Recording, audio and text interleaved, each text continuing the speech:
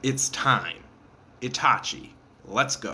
Itachi Uchiha was born in Konohagakure, or the village hidden in the leaves, and never stood a chance. Right from the start, little Itachi was feeling the effects of the Third Great Shinobi World War, and at the tender age of 4 devoted himself to his training to become strong enough to end this kind of fighting everywhere. It's wild how, in this world, that is a logical and not uncommon conclusion for small children to reach. He became close to another member of his clan, Shisui, when he offered to train with him, and the two quickly bonded.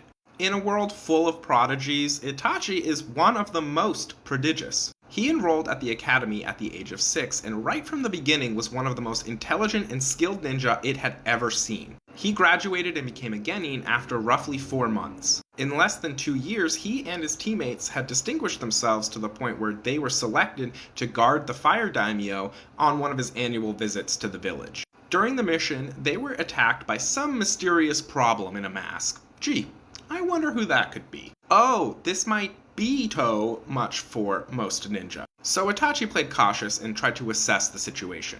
Tenma, Itachi's teammate, was a bit of a hothead and clearly felt insecure being compared against Itachi. He jumped into attack without a second thought, and his attack phased right through. The assailant scolded him for his impetuousness and killed him instantly. This awakened Itachi's Sharingan, which he went on to master instantly, like everything else. Konoha has a proud tradition of rewarding traumatized child soldiers for age-inappropriate behavior. And tender little Itachi was a full-fledged chunin by age 10 and was selected for the Anbu by age 11. He'll be fine, I promise. As was expected, Itachi just bottled up that trauma and buried it deep, and continued to be the pride of the village, the Uchiha clan, and his little brother Sasuke in particular. Working with Anbu and surrounded by incompetent, selfish, irresponsible, and frankly disgusting adults put Itachi in a position he never should have been in.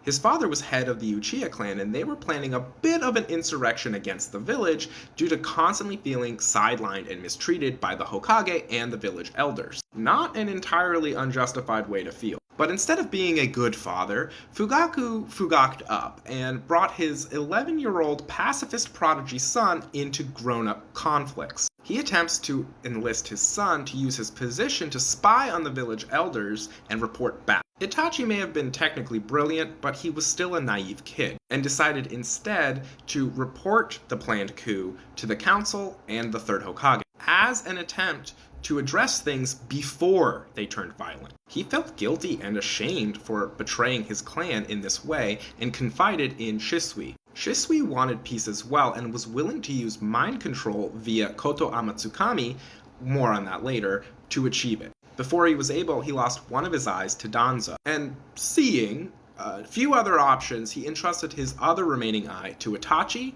before ending his own life. More of Itachi's backstory to come.